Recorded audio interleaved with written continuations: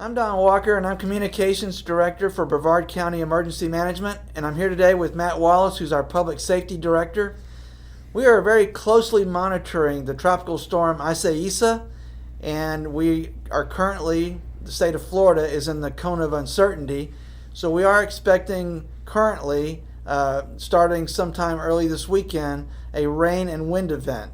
Matt, what else can you tell us about the tropical storm? Yes, good afternoon. Thank you for joining us, and thank you for sharing in this information.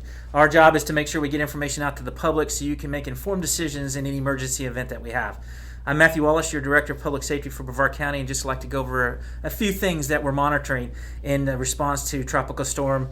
I'll call her Tropical Storm I. We are actively monitoring the path and the intensity of the storm, and it looks like it could be affecting us sometime Sunday afternoon, sometime Sunday night, or early Monday morning. In lieu of that, we have detailed plans and preparations in place. We walk through a series of steps that we will make sure that we have in place before the storm hits. The first one of that would be the declaration of a local state of emergency. And speaking with the Brevard County Commissioners just a few minutes ago, we have prepped them to the time when we would need to declare that local state, which is not right now. It is coming down the road a little bit. That would be the first step in the decision-making process as we prepare for the storm. That would lead into a shelter decision once we declare the local state. Depending on the size, the track, and the intensity of the storm surge, and the flooding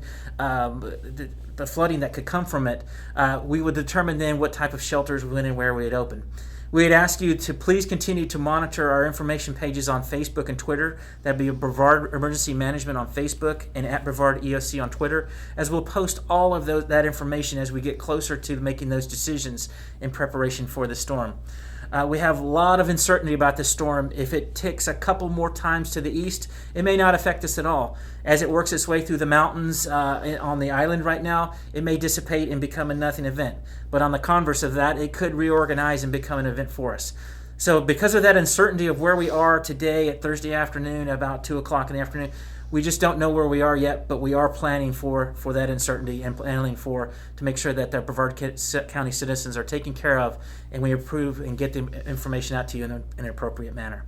So, Dawn, is there anything else you'd like to add? Yeah, so just to reiterate what Matt said, a lot of this all depends on whether the storm continues on the current path, whether the intensity of the storm increases, and how that bears out over the next 24 to 48 hours. Until then, we encourage you to keep hurricane season in your mind, be prepared, buy supplies that you would need if you live and make your evacuation plans if you live on a barrier island, if you live in a mobile home or a manufactured home, if you have a medical situation where you could not sustain yourself if there was a period of a power outages.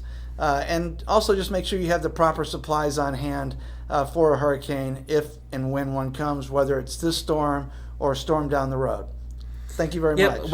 And please track the latest information on our Facebook and Twitter accounts. We will be posting that early and often on those accounts as this storm approaches.